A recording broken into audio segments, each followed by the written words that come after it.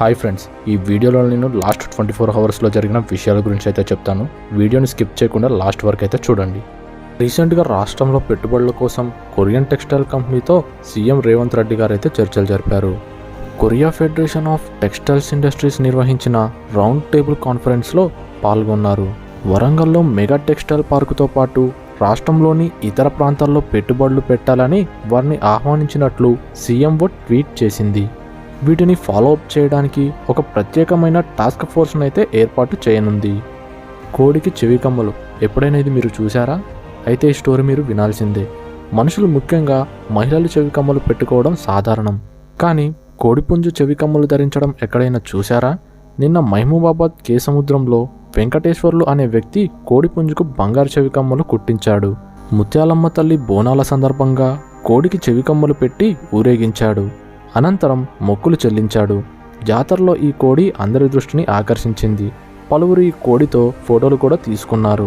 ఎవరం చెప్పు ఈరమ్మ అంటే సౌరం తీసి చేతిలో పెట్టిందంట. అలా ఉంది ఈ కథ. ఇరాన్ మరియు ఇజ్రాయెల్ మధ్య యుద్ధ మేఘాలు కమ్ముకున్నాయని చెప్పవచ్చు. ఇరాన్ తమపై ప్రత్యక్ష యుద్ధానికి సన్నద్ధమవుతుందని ఇజ్రాయెల్ తాజాగా అనుమానాలు వ్యక్తం చేసింది. తమ నిఘా వర్గాలకు దీనిపై సమాచారం ఉందని, మరి కొన్ని రోజుల్లోనే యుద్ధం అనేది మొదలవుతుందని తెలిపింది. హమాస్ నేతను ఇజ్రాయెల్ హనియేను టెహరాన్లో ఇజ్రాయెల్ చంపిందని ఇరాన్ ఆరోపణ చేసింది. దానికి ప్రతీకారంగానే ఇప్పుడు ఆ దేశం దాడికి దిగుతుందని ఇజ్రాయెల్ ప్రభుత్వం వర్గాలు పేర్కొన్నాయి. రీసెంట్గా యూపీఐ ట్రాన్సాక్షన్ల మీద కొన్ని కొత్త రూల్స్ అయితే తీసుకొచ్చింది. యూపీఐ ద్వారా రోజుకు 1,00,000 వరకు మాత్రమే చెల్లింపులు అనేవి చెల్లించవచ్చు. కొన్ని బ్యాంకులు అయితే మాత్రం రోజుకు 25,000 వరకు మాత్రమే లావాదేవీలు అనేవి జరిపేందుకు అనుమతిస్తున్నాయి. కొన్ని విభాగాలకు ఈ చెల్లింపు పరిమితి 15,000గా ఉంది. అంతకన్నా ఎక్కువ చెల్లింపులు జరపాలంటే మరో 24 గంటల వరకు ఎదురు చూడాల్సిందే. రోజుకు 20 కన్నా ఎక్కువ యూపీఐ లావాదేవీలు చేయడానికి వీలు ఉండదు. హాస్పిటల్స్కి కానీ విద్యా సంస్థలకు కానీ యూపీఐ ద్వారా ఒక్కసారి 5 లక్షల వరకే చెల్లించవచ్చు. అంతకన్నా ఎక్కువ చెల్లించలేము. డిజిటల్ వాలెట్లు లేదా పీపీఐ ఉపయోగించి చేసే యూపీఐ చెల్లింపులపై 1.1 ఇంటర్చేంజ్ ఛార్జీలు అనేవి వర్తిస్తాయి. 2,000 పైన చేసే మర్చెంట్ ట్రాన్సాక్షన్లపైనే ఈ రుసుము అనేది పడుతుంది. అయితే ఇది రిసీవర్ ఖాతా నుంచే కట్ అవుతుంది. మనం ఏదైనా విషయం గురించి తెలుసుకోవాలంటే వెంటనే చేసే పని గూగుల్ ఓపెన్ చేయడం. ప్రపంచంలోనే అతిపెద్ద సెర్చ్ ఇంజన్గా మారిన ఈ సంస్థ నిమిషానికి ఎంత సంపాదిస్తుందో తెలుసా? ఏకంగా 2 కోట్లు, అంటే ఒక్క క్షణంలో 3.4 లక్షలు అన్నమాట. ఈ లెక్కన గూగుల్ రోజుకు, నెలకు, సంవత్సరానికి ఎంత సంపాదిస్తుందో ఊహించుకోవచ్చు. అసలు ఇంత ఆదాయం ఎలా వస్తుంది చెప్తాను వినండి. సాధారణంగా మనం గూగుల్ని ఉచితంగానే వినియోగించుకుంటాం. మరి ఈ సంస్థకు లక్షల కోట్లు ఎలా వస్తాయి? గూగుల్ సెర్చ్ ఇంజన్ మాత్రమే కాకుండా స్మార్ట్ వాచ్, స్మార్ట్ టీవీ, ట్యాబ్లెట్ల కోసం ఆపరేటింగ్ సిస్టంలను అభివృద్ధి చేస్తుంది. వీటిని కోట్ల మంది వినియోగిస్తారు. అయినా గూగుల్ ఇంత సంపాదించడానికి ముఖ్య కారణం యాడ్స్. ఈ ప్రకటనలు ఇచ్చే కంపెనీలు గూగుల్కి పెద్ద మొత్తంలో డబ్బును చెల్లిస్తాయి. అలాగే గూగుల్ క్లౌడ్ వంటి సేవలను అందిస్తుంది. వీటికి డబ్బు వసూలు చేస్తుంది. అలాగే ప్లే స్టోర్, యూట్యూబ్, మ్యాప్స్ సేవల ద్వారా కూడా చాలా సంపాదిస్తుంది. చాలామందికి స్టాక్స్ గురించి తెలుసు, కానీ అందులోని బ్లూ చిప్ స్టాక్స్ అంటే ఏంటో తెలీదు. ఈ బ్లూ చిప్ స్టాక్స్ అనేవి అద్భుతమైన పేరు ప్రఖ్యాతలు కలిగిన భారీ కంపెనీల షేర్లు. వీటిలో పెట్టుబడి పెడితే రిస్క్ చాలా తక్కువగా ఉంటుంది. పెట్టుబడిదారులకు ఈ స్టాక్స్ నమ్మదగిన రాబడులను అందించడమే కాకుండా మంచి డివిడెండ్లను అందిస్తాయి. అందుకే ఎక్కువ మంది ఇన్వెస్టర్లు బ్లూ చిప్ స్టాక్స్ కోసం పోటీ పడతారు. ఈ షేర్లు ఎక్కువ లాభాలను ఇస్తాయి కాబట్టే ఇందులో ఎక్కువ మంది ఇన్వెస్ట్ చేస్తారు. ఈ బ్లూ చిప్ స్టాక్స్లో ఉన్న కంపెనీలు TCS, HDFC, Infosys, ITC, coal India, Hindustan Unilever, Wipro, axis bank వంటివి బ్లూ చిప్ షేర్లకు ఉదాహరణగా చెప్పుకోవచ్చు.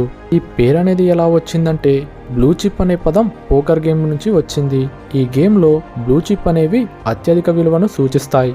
అయితే 1920లలో అధిక విలువ కలిగిన, బాగా స్థిరపడిన, ఆర్థికంగా ఎదిగిన కంపెనీల స్టాక్స్ను కూడా బ్లూ చిప్ స్టాక్స్గా పిలవడం ప్రారంభించారు.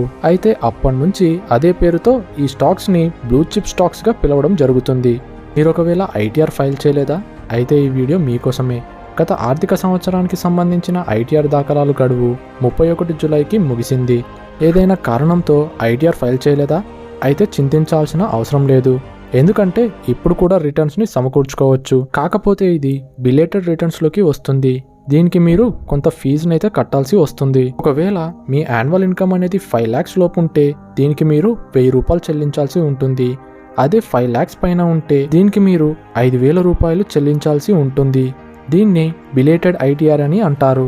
ఆదాయ పన్ను చట్టంలోని 234F కింద ఈ ఆలస్య పన్ను అనేది చెల్లించాల్సి ఉంటుంది. మీరు ఒకవేళ బిలేటెడ్ రిటర్న్స్ ద్వారా పన్నుని చెల్లిస్తే మీ రెజ్యూమ్ అనేది న్యూలోకి మారుతుంది. దీంతో పాత పన్ను విధానం ఎంచుకునే ఆప్షన్ ఉండదు. మీరు రిటర్న్లో ఆలస్యం చేసిన రోజులన్నీ 1% చొప్పున వడ్డీ కూడా పడుతుంది. అలాగే రిఫండ్లు కూడా ఆలస్యం అవుతాయి. ఈ ఆప్షన్ అనేది 31 డిసెంబర్ వరకే ఉంటుంది. ప్రపంచ ఏనుగుల దినోత్సవం సందర్భంగా హైదరాబాద్లోని నెహ్రూ జూలాజికల్ పార్క్ అధికారులు కార్యక్రమం అనేది కొంచెం డిఫరెంట్గా చేపట్టారు. జూలో ఉన్న వనజ, ఆశ, సీత, విజయ్ అనే పేరు గల 4 ఆసియా ఏనుగులకు స్పెషల్ విందునైతే ఏర్పాటు చేశారు. పచ్చి సలాడ్, బెల్లం, చెరుకుతో పాటు పండ్లు, కొబ్బరికాయలతో ప్రత్యేక విందుని ఏర్పాటు చేశారు. మీ దగ్గర ఒక్క క్రెడిట్ కార్డ్ కంటే ఎక్కువ క్రెడిట్ కార్డులు ఉన్నాయా? అయితే ఇది మీకోసమే. ఒక్కో క్రెడిట్ కార్డ్పై ఒక్కో బెనిఫిట్ ఉంటుంది. కాబట్టి ఎక్కువ కార్డులు ఉంటే షాపింగ్, ఎయిర్పోర్ట్, లంచ్ యాక్సెస్, రీఛార్జ్పై డిస్కౌంట్లు పొందవచ్చు. అడ్వాంటేజ్లు ఎలాగైతే ఉన్నాయో డిసడ్వాంటేజ్లు కూడా అలాగే ఉంటాయి. మల్టిపుల్ కార్డ్స్ వాడడం వల్ల మీ క్రెడిట్ స్కోర్ అనేది తగ్గిపోతుంది. అయితే డ్యూ డేట్ దాటితే క్రెడిట్ స్కోర్పై తీవ్ర ప్రభావం అయితే పడుతుంది. కార్డులు ఉన్నాయని ఎలా పడితే అలా వాడితే అప్పుల పాలయ్యే అవకాశం కూడా ఉంది. సోషల్ మీడియా మనల్ని బానిసగా అయితే మారుస్తుంది. ఈ స్టోరీ వింటే మీకే అర్థమవుతుంది. టిక్టాక్, యూట్యూబ్, రెడిట్, ఇన్స్టాగ్రామ్, ఎఫ్బీలపై ఓ 24 ఏళ్ల కెనేడియన్ కోర్టులో అయితే దావా వేశాడు. అవి మనుషులను బానిసలుగా మారుస్తున్నాయని, మానసిక ఆరోగ్యంపై ప్రభావం చూపుతున్నాయని పేర్కొన్నాడు. 2015 నుంచి స్మార్ట్ ఫోన్ వాడుతున్నానని, తనలో పనిచేసే సామర్థ్యం తగ్గిందని, ఆరోగ్య సమస్యలు ఎదుర్కొన్నానని తెలిపాడు. ఇది ప్రతి ఒక్కరి సమస్య అని చెప్పాడు. సోషల్ మీడియా యజమానులు యూజర్ ఆరోగ్యాల భద్రతకు ప్రాధాన్యం ఇవ్వాలని కోరాడు. ఇటీవల జరిగిన ప్యారిస్ ఒలింపిక్స్లో ఉజ్బెకిస్తాన్ బాక్సర్ దుస్మంతోవ్ గోల్డ్ మెడల్ గెలిచారు. అయితే అతడితో కలిసి సంబరాలు చేసుకుంటుండగా హెడ్ కోచ్ కిలిచవ్ గుండెపోటుకు గురయ్యారు. అక్కడే ఉన్న బ్రిటన్కు చెందిన doctor hertz Singh physio lilies ఆయనకు సిపిఆర్ చేశారు. డెలిబ్రిలేటర్తో షాక్ ట్రీట్మెంట్ని ఇచ్చారు. దీంతో కిలిచవ్ స్పృహలోకి వచ్చారు. సమయస్ఫూర్తితో స్పందించిన హర్జ్ సింగ్ లిలీస్పై అక్కడ ఉన్న జనాలు ప్రశంసలు కురిపించారు. మధ్య కుక్క కాటు కేసులు అనేవి చాలా పెరుగుతున్నాయి.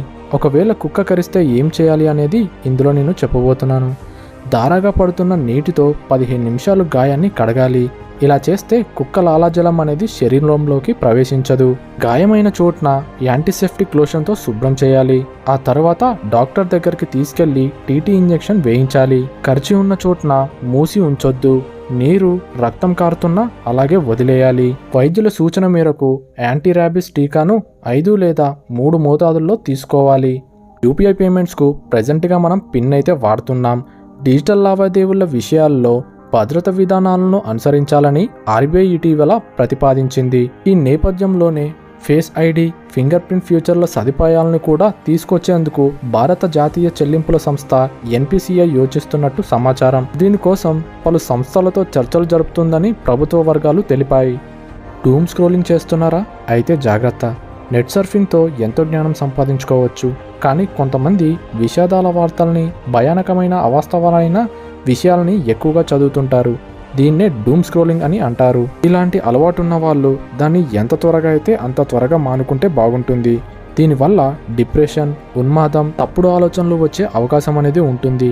దీనివల్ల బైపోలార్ డిజార్డర్ వంటి సమస్యలు వచ్చే ప్రమాదం కూడా ఉంటుంది. ఓకే ఫ్రెండ్స్, మీకు ఒకవేళ ఈ వీడియో నచ్చినట్లయితే లైక్ చేయండి, మీ ఫ్రెండ్స్కి షేర్ చేయండి. అలాగే మన ఛానల్ని సబ్స్క్రైబ్ చేసుకోవడం మాత్రం మర్చిపోకండి.